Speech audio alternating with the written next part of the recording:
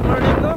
So, dito tayo ngayon sa sa Maasim, Sarangani Province. So, maririnig nyo dito yung lakas na ng hangin.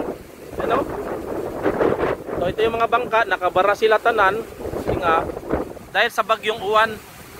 So, dito sa Mindanao, sa Sarangani, ito lang mainit dito pero malakas ang hangin. So, makikita nyo dyan, sa yan, puti-puti ang dagat. So, lapitan natin.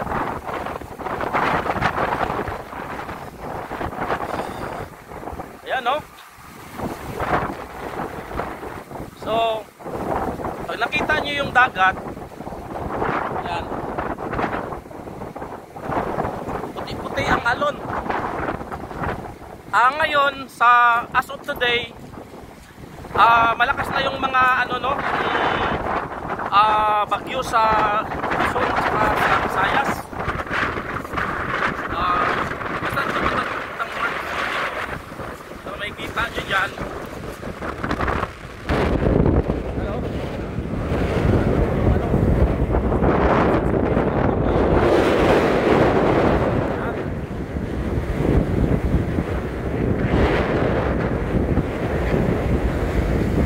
Yan, kalakas yung ayan yung alon.